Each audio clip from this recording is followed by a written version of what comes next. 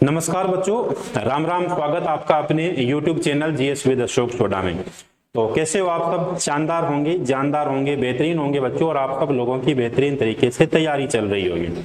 इसी तैयारी को और बच्चों बेहतरीन करने के लिए प्रत्येक दिन मैं आपके सामने विराट सीरीज के नाम से एक सीरीज अपने शुरू कर रखी है, जिसमें प्रत्येक दिन जो है 40 से लेके बच्चों 45 मिनट की क्लास रहती है जीके और जीएस से संबंधित। इसका सबसे जो उद्देश्य रखा गया बच्चों, वो आने वाली 2025 की दिल्ली पुलिस एग्जाम को आप और हम टारगेट कर रहे हैं। इसके अलावा चाहे वो एसएससी का पेपर हो, रेलवे का पेपर हो, दिल्ली पुलिस का हो, कांस्टेबल का हो, आरपीएफ का हो, कोई भी पेपर हो बच्चों, उनके लिए ये क्लास जो है एक रामबाण साबित होने वाली है।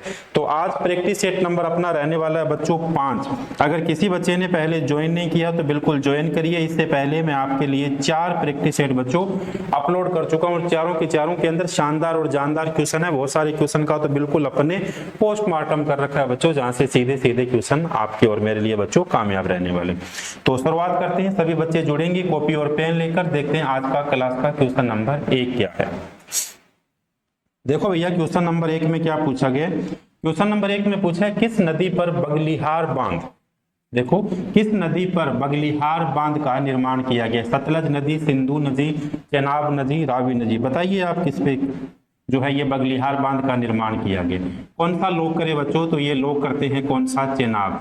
चेनाब नदी के ऊपर बच्चों बांध बना हुआ है। किस बांध का निर्माण किया गया है? तो ये किया गया है बच्चों बगलिहार बांध का। कई बार एसएससी के अंदर इस प्रकार के क्वेश्चन पूछे जाते हैं और देखिए कुछ क्वेश्चन को आप और हम हल करने वाले हैं। सबसे पहले पूछा जाता है बच्चों कि भाखड़ा बांध जो है ये किस नदी पर है?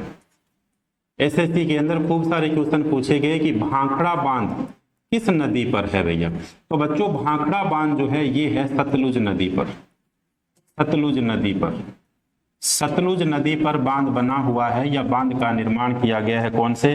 भाखड़ा बांध का निर्माण किया गया। फिर पूछा जाता है बच्चों टिहरी बांध किस नदी पर है? टिहरी बांध, टिहरी बांध का निर्माण किस जो है नदी के ऊपर किया गया बच्चों? तो टिहरी बांध का निर्माण किया गया है भागीरथी नदी पर। भागीरथी नदी पर। सरदार सरोवर बांध कई बार एसएससी के द्वारा पूछा गया किस नदी पर है भैया? सरदार सरोवर बांध। बताइए बच्चों सरदार सरोवर बांध जो है किस नदी के ऊपर? तो सरदार सरोवर बांध है बच्चों नर्मदा नदी के ऊपर। नर्मदा नदी के ऊपर जो है बच्चों निर्माण किया गया है। कौन से? हीराकुंड बांध का निर्माण किस पर किया गया बच्चों? हीराकुंड बांध का निर्माण। हीराकुंड बांध का निर्माण किया गया है बच्चों महानदी पर। महानदी पर इसका निर्माण किया गया है। महानदी पर। नदियों के ऊपर जो है बच्चों बांध बने हुए हैं, बांध निर्मित किए गए हैं। तो कई बार इससे संबंधित क्वेश्चन अपने लिए बहुत अच्छे क्वेश्चन बनते हैं बच्चों। इसके अलावा चमेरा बांध किस नदी पर बना हुआ है बच्चों? चमेरा बांध। चमेरा बांध बना हुआ है बच्चों रावी नदी पर। रावी नदी, और रावी नदी वर्तमान के अंदर बच्चों कहां पर अपना जल गिराती है? चेनाब नदी के अंदर अपना जल। इसके अलावा पोंग बांध व्यास नदी पर। पोंग बांध पूछा जाए पोंग बांध किस नदी पर बना हुआ है? तो ये लीजिए बच्चों व्यास नदी के ऊपर पोंग बांध का क्या किया गया है? निर्माण किया गया। इसके अलावा बच्चों कई बार और भी पूछा जाता है कि नागार्जुन सागर बांध किस नदी पर है भैया? नागार्जुन सागर बांध। नागार्जुन सागर बांध। नागार्जुन सागर बांध जो है बच्चों किस नदी पर है? तो ये है कृष्णा नदी पर। कृष्णा नदी पर। देखिए क्वेश्चन तो एक ही था। इसके अलावा पूछा जा सकता है बगलिहार बांध, जो क्वेश्चन के अंदर ये बच्चों बगलिहार बांध। और ये बगलिहार बांध किस पर बना हुआ है? ये बना हुआ है, ये लीजिए चिनाब नदी पर। तो देखो एक ही क्वेश्चन था, एक क्वेश्चन के साथ अपने सारे कितने क्वेश्चन बना लिए? लगभग बच्चों अपने 10 क्वेश्चन बनाए। क्वेश्चन था कि किस नदी पर बगलिहार बांध का निर्माण किया गया है। तो बगलिहार बांध का निर्माण किया गया प्यारे बच्चों किस नदी पर? चिनाब नदी पर किया गया है। जबकि एसएससी के द्वारा पूछा जाता है किस प्रकार के क्वेश्चन?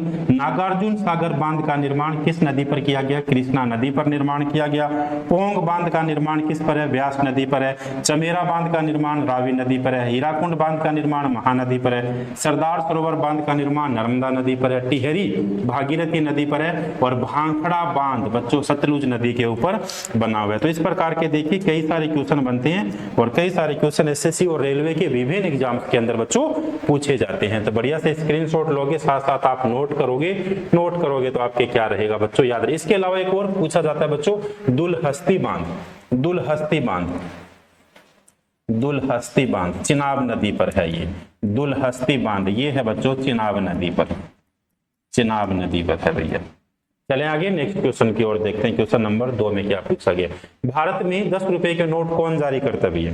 ये आरबीआई से संबंधित हर बार लगभग एक क्वेश्चन एसएससी पूछती है, चाहे वो आरबीआई की स्थापना पूछे, चाहे वर्तमान के गवर्नर पूछे, या फिर 10 रुपए का नोट का कलर क्या होता है ये पूछे, या 10 रुपए की फोटो किसकी होती है।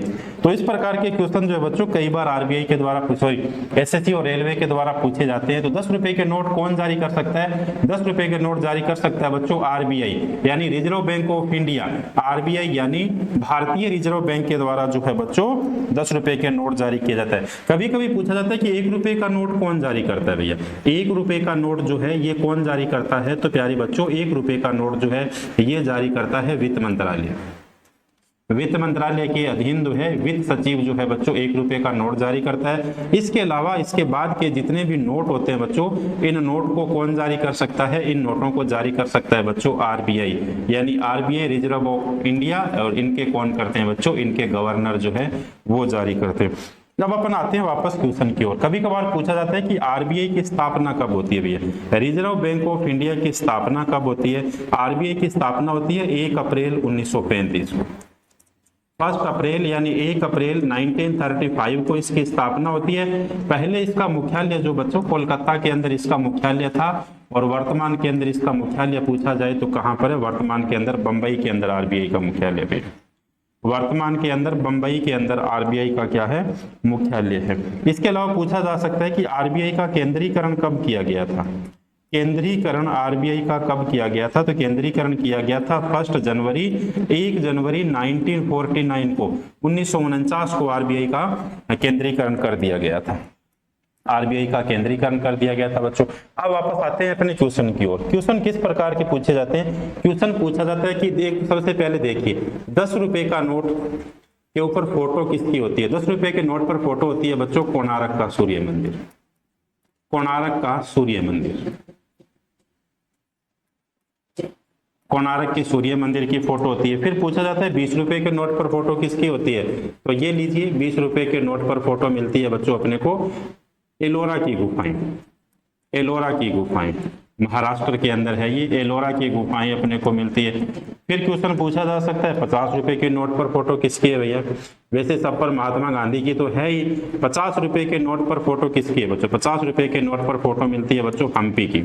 इसके अलावा 100 रुपए के नोट पर फोटो किसकी है, रानी की बाव, रानी की बाव, और ये रानी की बाव है कहां पर, गुजरात के अंदर है। इसके अलावा 200 रुपए के नोट पर फोटो किसकी है भैया, 200 रुपए के नोट पर फोटो मिलती है सांची का स्तूप, सांची का स्तूप।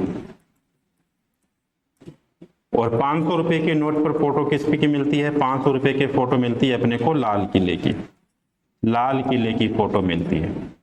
तो ये साथ साथ आपको नोट भी करने हैं। और इसके अलावा 2000 रुपए का नोट आपको पता है बंद हो गया बच्चों, लेकिन 2000 रुपए के नोट पर फोटो किसकी थी, 2000 रुपए के नोट पर थी बच्चों गगनयान की फोटो, ये लीजिए गगनयान की फोटो थी।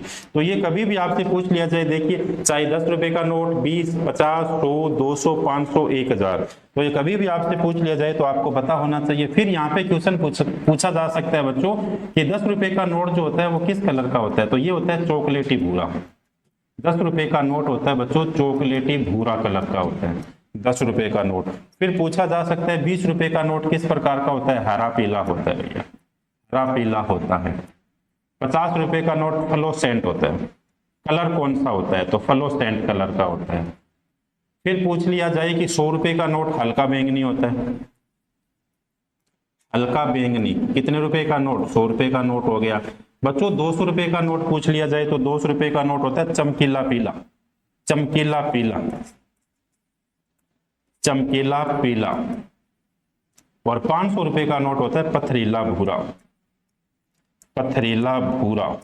अब आपको ये बताना है कि 2000 रुपए का जो नोट है ये किस कलर का होता है भैया। ये लीजिए, एक क्वेश्चन मैंने आपके लिए भी छोड़ा है बच्चों। यहाँ पे सबसे पहले 10 रुपए का नोट कोणार्क सूर्य मंदिर चमकीला भूरा चॉकलेटी भूरा हो गया, 20 रुपए का हरा पीला, 50 रुपए का फ्लोसेंट, 100 रुपए का हल्का बैंगनी, 200 रुपए का चमकीला, 500 रुपए का पथरीला भूरा और 200 रुपए के नोट के ऊपर गगनयान की फोटो होती है। आपको कमेंट बॉक्स में जाना है, कमेंट बॉक्स में जाके बच्चों आपको ये बताना है कि जो 2000 रुपए का नोट था, अब तो वर्तमान के अंदर नहीं है, तो जब था तो इसका कलर किस प्रकार का था भैया, कलर किस प्रकार का था। कमेंट बॉक्स में जाना है, कमेंट बॉक्स में जाके आपको जवाब देना है बच्चों। बढ़े अपन नेक्स्ट क्वेश्चन की ओर।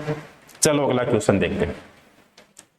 बताइए इस क्वेश्चन का सही आंसर क्या होने वाला है। भारतीय संविधान का निम्नलिखित में से कौन सा अनुच्छेद भारत की द्विसदनीय संसद का प्रावधान करता है। कौन सा आर्टिकल भैया।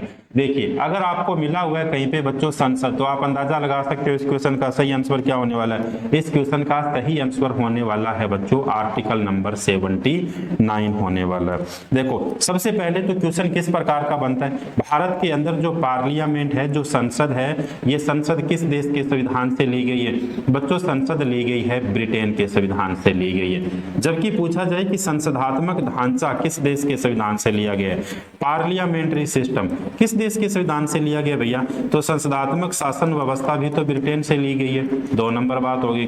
फिर पूछा जा सकता है अपने कि भारत की जो पार्लियामेंट है बच्चों, ये संसद है, ये कहां पर स्थित है। भारत की पार्लियामेंट संसद जो है भारत की राजधानी नई दिल्ली के अंदर स्थित है, नई दिल्ली के अंदर स्थित है। फिर एसएससी क्वेश्चन पूछती है कि संसदों की जननी किस देश को कहा जाता है भैया। ये जो संसद है इन यानी संसदों की जननी, संसद का जन्म कहां पर होता है भैया। संसद की जननी किस देश को कहा जाता है बच्चों। संसद की जननी कहा जाता है ब्रिटेन देश को। ये तो बात हुई यहां पर बिल्कुल। अब देखिए आर्टिकल नंबर 79 क्या कहता है बच्चों। आर्टिकल नंबर 79 ये कहता है कि भारत की एक पार्लियामेंट होगी, भारत की एक संसद होगी, और ये जो भारत की संसद होगी, इस भारत की संसद के सदनों की संख्या होगी 2। संसद में सदनों की संख्या अपने को मिलती है 2। कौन कौन से सदन मिलते हैं। अब आप कहोगे कि सदन बताइए हमें, बिल्कुल हम आपको सदन बताते हैं। एक सदन का नाम तो आता है बच्चों लोकसभा, और दूसरे सदन का नाम कौन सा आता है। दूसरे सदन का नाम आता है बच्चों राज्यसभा। फिर पूछा जा सकता है कि संसद के अंग कितने होते हैं भैया। संसद के अंग अपने से पूछे तो संसद के अंग होते हैं 3। तो तीसरा अंग कौन सा हो गया। तीसरा अंग हो गया राष्ट्रपति। कभी भी आपसे पूछ लिया जाए किस प्रकार से क्वेश्चन कि संसद अपने आप में परिपूर्ण कब होती है। संसद अपने आप में बच्चों परिपूर्ण तब होती है जब लोकसभा होती है, राज्यसभा होती है और इसके अलावा राष्ट्रपति बैठा होता है। अब मैं आपसे ये कहूं कि राष्ट्रपति क्या संसद का अभिन्न अंग है क्या। बिल्कुल संसद का अंग नहीं भैया, अभिन्न अंग है। कैसे। क्योंकि जब तक राष्ट्रपति के हस्ताक्षर नहीं होंगे कौन सा कानून बनेगा, कौन सा संविधान के अंदर संशोधन हो सकता है क्या, नहीं होगा। इसका मतलब ये हो गया कि पार्लियामेंट का अभिन्न अंग जो है वो कौन हो गया, राष्ट्रपति। तो संसद मिलकर बनती है लोकसभा से, संसद मिलकर बनती है राज्यसभा से, और संसद किससे मिलकर बनती है, राष्ट्रपति से मिलकर बनती है। अब कुछ और बातें देखिए, छोटी छोटी बातें देखिए जो एग्जाम्स के अंदर पूछी जाती है। सबसे पहले तो संसद का उल्लेख मिला अपने को आर्टिकल नंबर 79 में। एसएससी बहुत बार यही क्वेश्चन पूछ लेती है, यहीं पे बता लेती है। अगला क्वेश्चन देखिए, अगर लोकसभा है तो लोकसभा के अंदर सदस्यों की संख्या कितनी होगी। लोकसभा है, इस लोकसभा के अंदर सदस्यों की संख्या कितनी होगी, ये लीजिए 545 सदस्य होंगे। और राज्यसभा के अंदर सदस्यों की संख्या कितनी है, तो राज्यसभा के अंदर सदस्यों की संख्या मिलती है बच्चों 245 अपने को सदस्यों की संख्या मिलती है। अब ये जो 545 सदस्यों की संख्या है, इसमें से 543 का तो निर्वाचन होता है, बहुत अच्छी बात है। 2 व्यक्तियों को भारत का राष्ट्रपति बच्चों मनोनीत करता था, लेकिन वर्तमान के अंदर मनोनयन पर क्या लगा दी गई, रोक लगा दी। तो एक तो ये क्वेश्चन ये बन सकता है कि ये जो लोकसभा के अंदर आंग्ल भारतीय चुने जाते थे, जिन्हें आप और हम एंग्लो इंडियन कहते हैं, तो आंग्ल भारतीय के मनोनयन पर रोक कब लगा दी, आंग्ल भारतीय के मनोनयन पर रोक कब लगा दी, तो बच्चों रोक लगा दी 104वें संविधान संशोधन 2020 के द्वारा। ये क्वेश्चन इंपॉर्टेंट बनता है। एक तो पहली बात हुई। दूसरा क्वेश्चन कौन सा बनता है, ये अब वर्तमान के अंदर कौन सी लोकसभा चल रही है, वर्तमान के अंदर 18वीं लोकसभा चल रही है। तो क्या 18वीं लोकसभा के अंदर मनोनीत किए गए थे राष्ट्रपति के द्वारा, बिल्कुल नहीं किए गए थे। 18वीं में भी नहीं किए गए थे। इसके अलावा देखिए 17वीं लोकसभा के अंदर भी मनोनीत नहीं किए गए थे। क्यों, इसलिए नहीं किए गए थे क्योंकि 2019 के अंदर 17वीं लोकसभा बनती है और ये जो संविधान संशोधन है बच्चों 2019 के अंदर रखा गया था, लेकिन ये माना कब का जाता है, 104वां संविधान संशोधन 2020 का माना जाता है। तो इसका मतलब आंग्ल भारतीयों के मनोनयन पर रोक लगा दी। 17वीं लोकसभा के अंदर भी एक भी आंग्ल भारतीय नहीं चुना गया, 18वीं लोकसभा के अंदर तो बिल्कुल भी नहीं चुना गया। हटा कब दिया गया, 104वें संविधान संशोधन 2020 के द्वारा हटा दिया। ये जो आंग्ल भारतीय चुने जाते थे, जिन्हें आप और हम एंग्लो इंडियन कहते थे, इन आंग्ल भारतीयों को किस आर्टिकल के द्वारा चुना जाता था लोकसभा के अंदर? तो बच्चों आर्टिकल नंबर 331 यानी आर्टिकल नंबर 331 के द्वारा लोकसभा के अंदर 2 आंग्ल भारतीयों को चुना जाता था। अब वापस आते हैं अपने किसकी तरफ, राज्यसभा की तरफ। राज्यसभा के अंदर कुल सदस्यों की संख्या कितनी होगी, 245 होगी। अब अगर 245 यहां से सदस्यों की संख्या हो जाती है तो इसका मतलब ये हो गया कि 233 का निर्वाचन हुआ। इसके अलावा 12 व्यक्तियों के भारत को राष्ट्रपति के द्वारा मनोनीत किया गया। अब ये राज्यसभा के अंदर भारत का राष्ट्रपति जो है 12 व्यक्तियों को मनोनीत करता है। ये 12 व्यक्तियों को मनोनीत किस आर्टिकल के द्वारा करता है, तो भैया आर्टिकल नंबर 83 के द्वारा करता है। यहां से बहुत अच्छे अच्छे क्वेश्चन बनते हैं। आर्टिकल 83 के तहत जो है राष्ट्रपति राज्यसभा के अंदर 12 व्यक्तियों को मनोनीत करता है। और 12 व्यक्तियों को मनोनीत किस किस क्षेत्र के अंदर करता है, तो देखिए इधर मैं लिख रहा हूं, राष्ट्रपति कला के क्षेत्र के अंदर कर सकता है, इसके अलावा राष्ट्रपति साहित्य के क्षेत्र में कर रहा है, राष्ट्रपति विज्ञान के क्षेत्र के अंदर कर रहा है, और इसके अलावा राष्ट्रपति समाज सेवा के क्षेत्र के अंदर कर रहा है। इन क्षेत्रों के अंदर राष्ट्रपति राज्यसभा के अंदर बच्चों 12 व्यक्तियों को क्या करता है, मनोनीत करता है। तो यहां से बहुत अच्छा क्वेश्चन बन सकता है, चाहे लोकसभा से बने चाहे राज्यसभा से क्वेश्चन बनता है बच्चों। तो एक तो आपको याद रखना है, लोकसभा के अंदर तो आर्टिकल नंबर 331 के द्वारा चुने जाते हैं और राज्यसभा के अंदर आर्टिकल नंबर 83 के द्वारा चुने जाते हैं। वर्तमान के अंदर लोकसभा के अंदर तो रोक लगा दी गई और राज्यसभा के अंदर अब भी बच्चों चुने जा रहे हैं। कितने व्यक्तियों को चुना जा रहा है, 12 व्यक्तियों को चुना जा रहा है। और 12 व्यक्तियों को चुन कौन रहा है, 12 व्यक्तियों को चुन रहा है बच्चों भारत का राष्ट्रपति। तो ये संविधान से संबंधित क्वेश्चन था, संसद से संबंधित क्वेश्चन था। और जब भी क्वेश्चन पूछे जाते हैं तो आपको इस बात का पता होना चाहिए कि संसद से लगभग एक क्वेश्चन पूछा जाता है। एक क्वेश्चन भारत के राष्ट्रपति के निर्वाचक मंडल जो है बच्चों वहां से कई बार क्वेश्चन पूछा गया भैया। चलें अपने नेक्स्ट क्वेश्चन की ओर। देखो नेक्स्ट क्वेश्चन क्या पूछा गया। नेक्स्ट क्वेश्चन पूछा गया, विश्व के किस महाद्वीप में भारत, चीन तथा जापान स्थित है? विश्व के किस महाद्वीप में भारत, चीन और जापान स्थित है? तो देखिए अपने को पता है भैया अपन कहां पर स्थित है, अपन एशिया के अंदर स्थित है। क्लियर हुआ, बिल्कुल क्लियर हो जाता। अब देखिए कई बार एसएससी पूछती है कि सबसे बड़ा महाद्वीप बताइए। एसएससी क्वेश्चन पूछती है कि सबसे बड़ा महाद्वीप बताइए, किसके लिए, जनसंख्या के अंदर बताइए। तो सबसे बड़ा महाद्वीप जनसंख्या के अंदर कौन सा हो जाता है, ये लीजिए भैया अपनी बात कर रहे हैं, ये एशिया महाद्वीप है। एशिया महाद्वीप हो गया। इसके अलावा फिर एसएससी कभी ये पूछती है कि आप हमें बताइए कि सबसे बड़ा जो है क्षेत्रफल के हिसाब से कौन सा महाद्वीप है। सबसे बड़ा क्षेत्रफल के हिसाब से कौन सा महाद्वीप है, क्षेत्रफल के हिसाब से। तो इसमें भी आंसर अपना कौन सा आने वाला है, इसके अंदर भी अपना एशिया आने वाला है। 2 नंबर पे बच्चों एशिया महाद्वीप के अंदर सबसे बड़ा देश कौन सा हो गया, एशिया महाद्वीप में सबसे बड़ा देश कौन सा होता है? सबसे बड़ा देश किस क्षेत्र के अंदर, सबसे बड़ा देश क्षेत्रफल के आधार पर, तो सबसे बड़ा देश हो जाता है बच्चों रूस हो जाता है। अब अपन आते हैं कि सबसे बड़ा देश कौन सा है, सब सर्वाधिक जनसंख्या वाला देश कौन सा हो गया, सर्वाधिक जनसंख्या वाला देश कौन सा है? क्या लिखे यहाँ पे, आप कहोगे सर भारत लिख दो, ये लीजिए लिख दिया मैंने भारत। सही है क्या, बिल्कुल सही है। चीन को पछाड़ कर क्या है, भारत जनसंख्या के मामले के अंदर एशिया के अंदर बच्चों पहले स्थान पे आ गया। क्लियर हुआ, बिल्कुल क्लियर। कुछ और बातें बच्चों, एशिया महाद्वीप यूरोप महाद्वीप को कौन सा पर्वत अलग करता है? एशिया महाद्वीप को और यूरोप महाद्वीप को एक पर्वत का नाम है जिसका नाम है यूराल पर्वत। यूराल पर्वत, ये यूराल पर्वत जो है एशिया महाद्वीप को किससे अलग करता है, एशिया महाद्वीप को यूरोप से अलग करता है भैया। एशिया महाद्वीप और यूरोप महाद्वीप को कौन सा पर्वत अलग करता है, तो ये कौन सा हो गया, यूराल पर्वत हो गया। अफ्रीका को इसके अलावा बच्चों पूछा जा सकता है कि अफ्रीका का अन्य नाम अगर पूछा जाए कि अंध महाद्वीप किसे कहा जाता है, अंध महाद्वीप एशिया को कहा जाता है भैया।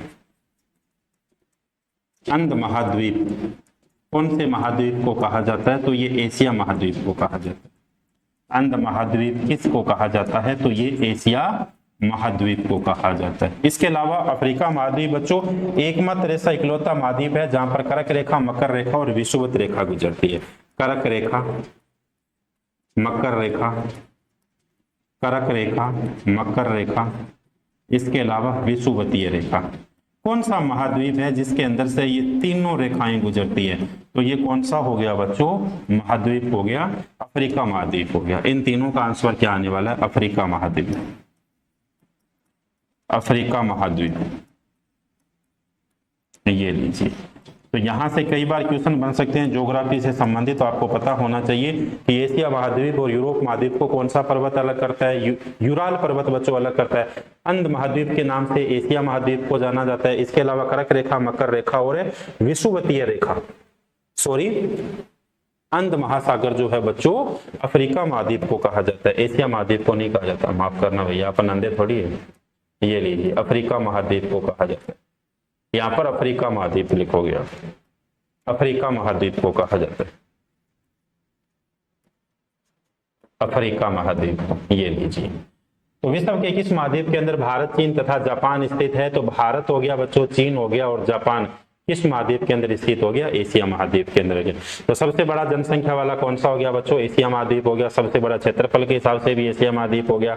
सबसे बड़ा देश जो है बच्चों कौन सा हो गया? रूस हो गया। इसके अलावा जो है क्षेत्रफल के आधार पर सर्वाधिक जनसंख्या के आधार पर पूछा जाए तो अपना ही प्रदेश आ जाता है। अपना प्रदेश कौन सा?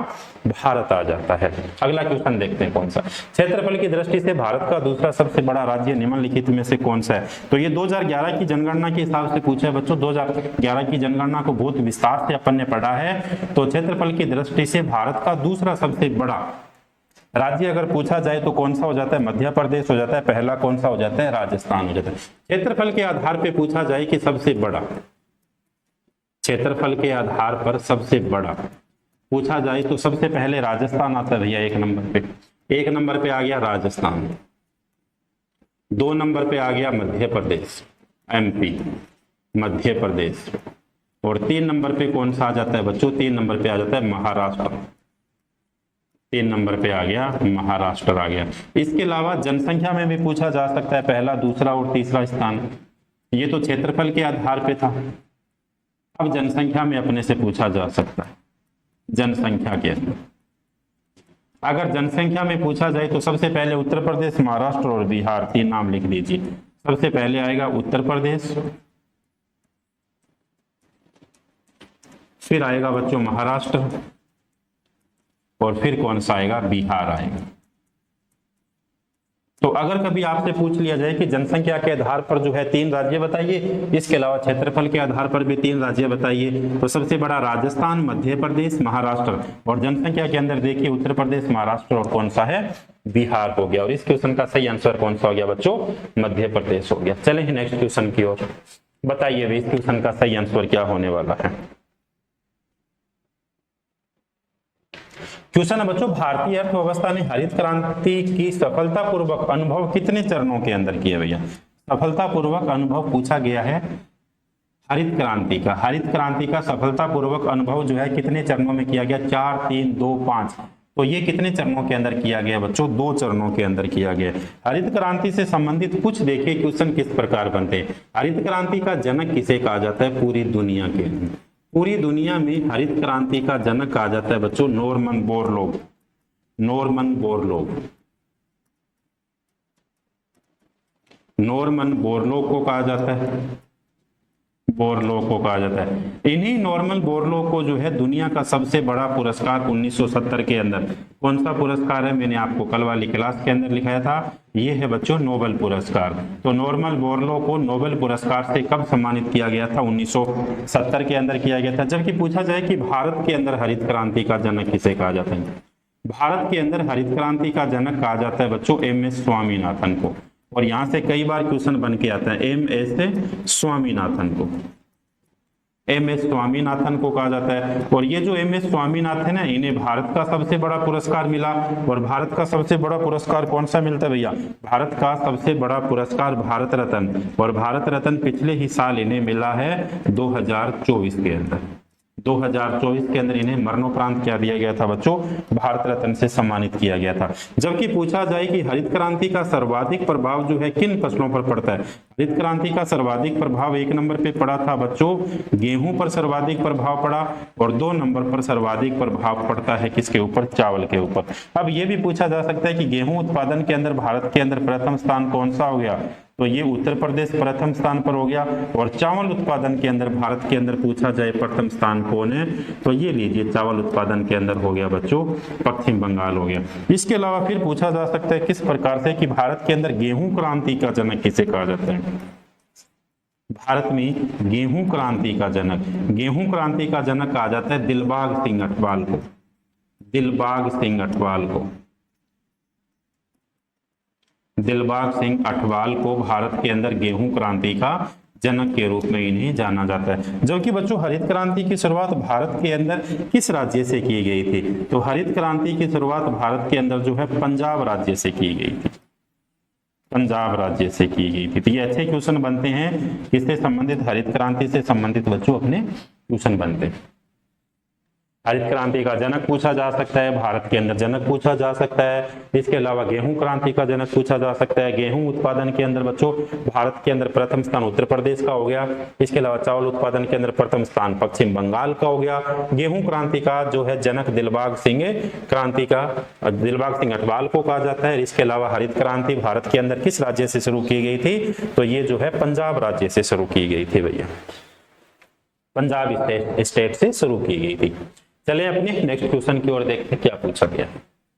अगला क्वेश्चन है वस्तु एवं सेवा कर कब लागू किया गया। जीएसटी से संबंधित क्वेश्चन है भैया, ये जीएसटी से संबंधित क्वेश्चन है। कोई भी पेपर देते हो एक प्रश्न पक्का पूछा जाता है जीएसटी से संबंधित, चाहे वो एसएससी हो, रेलवे हो, दिल्ली पुलिस हो, कोई भी पेपर हो भैया।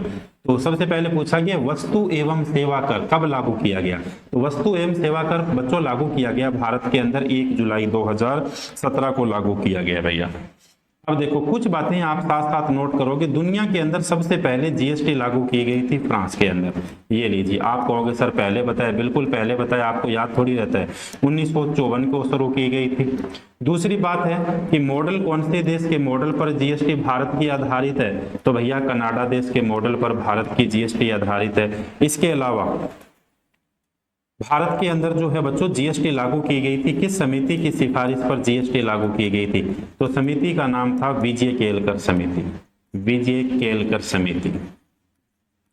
विजय केलकर समिति की सिफारिश के अंदर भारत के अंदर जीएसटी यानी गुड्स एंड सर्विस टैक्स लागू किया गया था। ये जो जीएसटी भारत के अंदर लागू किया गया, ये कर किस प्रकार का टैक्स है, क्या ये प्रत्यक्ष कर है या फिर अप्रत्यक्ष कर है। देखिए बड़े एग्जाम्स के अंदर क्वेश्चन पूछा गया कि जीएसटी जो टैक्स है ये एक प्रकार से डायरेक्ट टैक्स है या इनडायरेक्ट टैक्स है, तो किस प्रकार का टैक्स होगा बच्चों, ये एक अप्रत्यक्ष कर है, प्रत्यक्ष कर नहीं है। ये क्या है, एक अप्रत्यक्ष यानी इनडायरेक्ट क्या है, ये एक टैक्स है। किस किस के ऊपर लगता है, गुड्स यानी ये जो है टैक्स सामान के ऊपर भी लगता है। इसके अलावा सर्विस यानी ये टैक्स किसके ऊपर लगता है बच्चों, सेवा के ऊपर भी लगता है। इसीलिए इसे क्या कहा जाता है, वस्तु और सेवा कर के नाम से जाना जाता है, गुड्स एंड सर्विस टैक्स के नाम से जाना जाता है। अब भारत के अंदर देखिए जीएसटी लागू की गई थी, बिल्कुल भारत में जीएसटी लागू की गई। और जीएसटी भारत के अंदर कब लागू की गई, जीएसटी भारत में लागू की गई 1 जुलाई 2017 को। इसीलिए 1 जुलाई को कौन सा दिवस मनाया जाता है, एक तो जीएसटी दिवस मनाया जाता है और इसके साथ साथ और कौन सा दिवस मनाया जाता है, इसके साथ साथ 1 जुलाई को मनाया जाता है बच्चों चिकित्सा दिवस। आपने नाम सुना होगा विधान चंद्र राय चिकित्सा दिवस, ये भी कब मनाया जाता है, तो ये भी मनाया जाता है 1 जुलाई को मनाया जाता है। इसके अलावा जीएसटी दिवस भी 1 जुलाई को मनाया जाता है। अब कुछ फैक्ट है देखिए, सबसे पहले पूछा जाए कि जीएसटी परिषद जो बनाई गई थी उसका उल्लेख इंडियन कॉन्स्टिट्यूशन के किस आर्टिकल में मिलता है, तो जीएसटी परिषद का उल्लेख मिलता है आर्टिकल नंबर 279A के अंदर। आर्टिकल नंबर 279A ये कहता है कि भारत की जो जीएसटी है इसका ढांचा जो होगा, इसका प्रारूप जो होगा, इसके अंदर एक तो अध्यक्ष होगा और इसके अलावा सदस्यों की संख्या कितनी होगी, 33 इसके अंदर सदस्य होंगे। इसका जो मुख्यालय कहां पर है, जीएसटी का मुख्यालय भारत की राजधानी नई दिल्ली के अंदर है। इसके अलावा इस जीएसटी के अंदर एक अध्यक्ष होगा और अध्यक्ष कौन होगा, वर्तमान का वित्त मंत्री होगा। वर्तमान का कौन होगा बच्चों? वित्त मंत्री होगा। और पूछा जाए जिस समय जीएसटी लागू की गई तो उस समय भारत के वित्त मंत्री कौन थे? उस समय भारत के वित्त मंत्री थे अरुण जेटली। उसके बाद इनका निधन हो गया था। और वर्तमान के भारत की वित्त मंत्री कौन है भैया? वर्तमान के अंदर भारत की वित्त मंत्री है निर्मला सीतारमण। निर्मला सीतारमण, ये लीजिए। अब एसएससी क्वेश्चन पूछती है कि जीएसटी के तहत टैक्स स्लैब कितने होंगे? टैक्स स्लैब है बच्चों 5 प्रकार के टैक्स स्लैब है। कौन कौन से? 0% इसके अंदर आपको टैक्स मिलता है, 0% टैक्स मिलता है, 5% टैक्स मिलता है, 12% है, 18% है और इसके अलावा बच्चों 28%। तो इसका मतलब ये हो गया कि टैक्स स्लैब कितने प्रकार की होगी? टैक्स स्लैब हो जाती है बच्चों 5 प्रकार की हो जाती है। कवर हो गया। तो ये क्वेश्चन आपसे कभी भी पूछा जाए तो निश्चित तौर पर सबसे ज्यादा आज तक जो क्वेश्चन पूछा गया वो यहाँ से क्वेश्चन बनता है बच्चों कि भारत के अंदर जो है जीएसटी की टैक्स स्लैब कितने प्रकार की है। तो भारत के अंदर जीएसटी की टैक्स स्लैब जो है ये 5 प्रकार की है, 0%, 5%, 12%, 18%। अभी अपने से ये भी पूछा जाए कि भारत के अंदर निम्नतम टैक्स कितने प्रकार का है, तो निम्नतम टैक्स क्या हो गया? निम्नतम जीएसटी कितने प्रकार के लगते हैं? देखिए निम्नतम टैक्स हो गया बच्चों 5% और अधिकतम कितना हो गया? 28% टैक्स हो जाता है। तो ये आज का सेशन था बच्चों। आज का सेशन यानी जो है आज का अपना सेशन था बच्चों। और आज का जो सेशन है ये स्टैटिक जीके से संबंधित और स्टैटिक जीके से संबंधित प्रत्येक दिन की अपनी जो है सीरीज चल रही है, जिस सीरीज का नाम है विराट सीरीज। कल फिर मिलते हैं अपने नए सेशन के साथ, नए सेशन यानी विराट सीरीज की एक और क्लास के साथ। तब तक के लिए बच्चों आप तैयारी करते रहिए, हंसते मुस्कुराते रहिए और विभिन्न एग्जाम्स के लिए बच्चों आप तैयारी करते रहिए। धन्यवाद।